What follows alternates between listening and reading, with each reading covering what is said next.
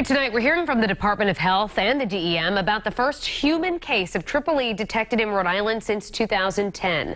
We first brought you the story as breaking on Eyewitness News Live at 5. Both agencies say they had a call this afternoon with police chiefs and mayors throughout the state to brief them about the situation. Tonight, we're learning more about what's being done to diminish the risk of the virus in Rhode Island. Eyewitness News reporter Caroline Goggin joins us now live from the newsroom with more. Caroline? Well, Shannon, this news comes less than a week after a Fairhaven woman died after contracting EEE. Now officials here in Rhode Island are urging people to not spend too much time outside at night.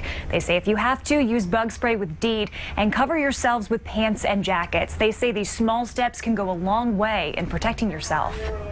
It's a higher than average risk summer for mosquitoes and for EEE. There's no question about it. So far this summer, EEE has been detected in 3 Rhode Island communities. 2 mosquitoes tested positive for the virus in Central Falls. In Westerly, EEE was found in both a mosquito and a horse.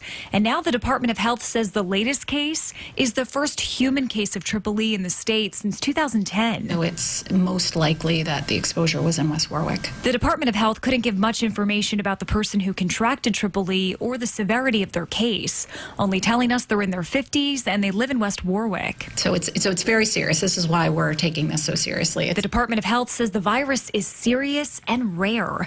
Bagnall Degas says the last EEE-related fatality in the Ocean State was in 2007. We don't really know the phenomenon that's behind it. So the DEM is elevating its response. They say if you have a mosquito bite and are suffering from things like a severe headache, chills, fever, and vomiting, get to a doctor. Symptoms take 4 to 10 days to show up after somebody's exposed. So at that point, yes, the person is usually quite ill. So to prevent anyone else from contracting the virus, the DEM says it will be taking extra precautions. Look for opportunities to larvicide.